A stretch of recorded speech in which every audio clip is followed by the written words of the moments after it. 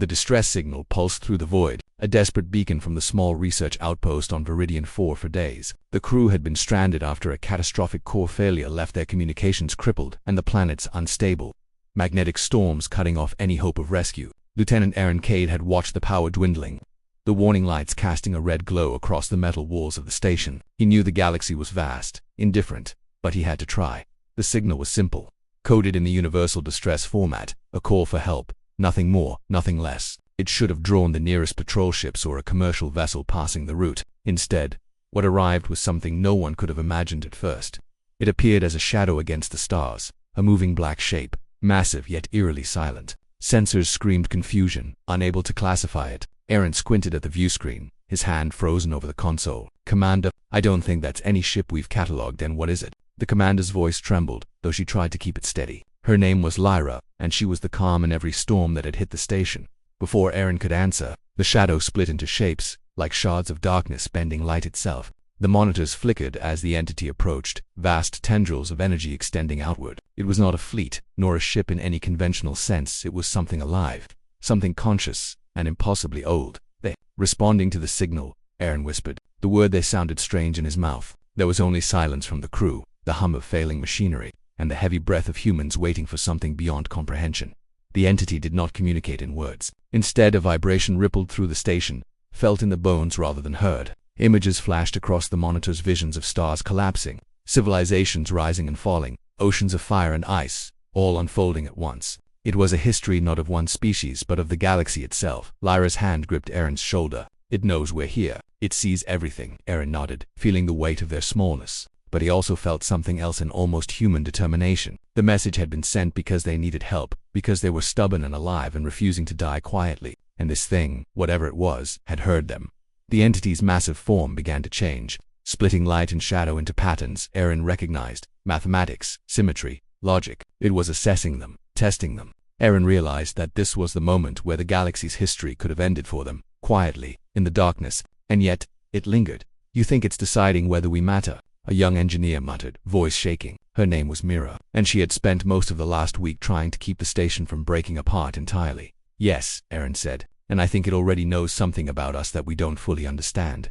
Lyra adjusted the console, trying to trace the patterns. "Our distress signal. It wasn't just a call. It was proof. Proof that we survive, that we fight, that we refuse to accept the end." For hours, the entity hovered, watching, considering. Then, slowly, impossibly slowly, it began to shift. Portions of its form detached, smaller shapes moving toward the station, coalescing into forms that Aaron could recognize as ships, alien in every sense, but functional, controllable. The terror that had frozen their hearts began to shift into awe. Aaron realized something profound. The galaxy had been watching, waiting to see if any species would rise above fear, above despair, and send a simple plea for help. Humans had done so not out of arrogance, not out of hope for reward, but because it was necessary, because survival demanded it. And the entity had answered.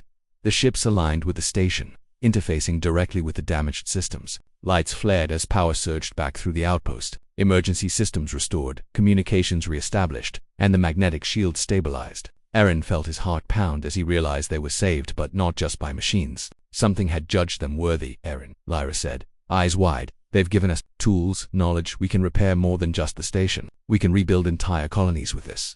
The entity's presence lingered for a final moment, a silent acknowledgement, then withdrew into the void from which it had come. The monitors dimmed, the vast incomprehensible form now gone, leaving only stars and the hum of the repaired station. Myra let out a breath she hadn't realized she was holding. We did it." Aaron shook his head, staring out into the darkness. "No, Myra, they did it. We just asked. But the fact that they came, that matters more than anything else."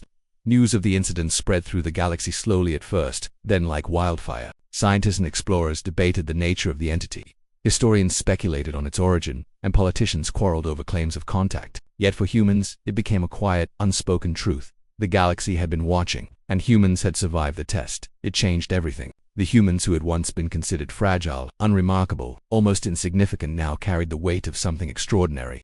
Other species began to look at them differently, not with fear, not with disdain, but with recognition. There was something in humans that resonated beyond technology or power. Something instinctive, something raw, the unyielding will to live, to endure, to fight even when the odds were impossible.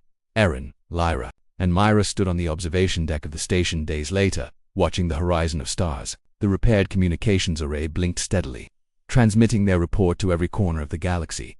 I don't know if they'll ever return, Lyra said quietly.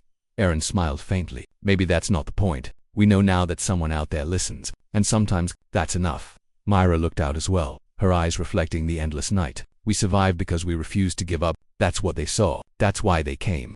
Aaron nodded. The galaxy was vast, dangerous, and indifferent, but humans had made a mark. They had sent a simple distress signal, and the response had terrified the universe not because of what it was, but because of what it reflected, that a small species, fragile and stubborn, could reach across the darkness and demand to be acknowledged. And in that acknowledgement, humanity found a new kind of power, one not measured in weapons or fleets, but in courage, resilience, and the unbreakable spark of life that no cosmic horror, no alien force, that could ever extinguish. The stars stretched endlessly before them, indifferent yet watching.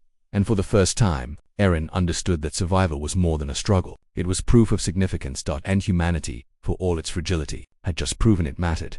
This is around 1,000 words. Third person, HFY style, using simple names and keeping it cinematic, emotional, and awe-inspiring. If you want, I can also create a punchy, YouTube-ready shorter version, approximately 600 words, that hits all the HFY beats with fast storytelling for your audience. It would be even more dramatic for a video.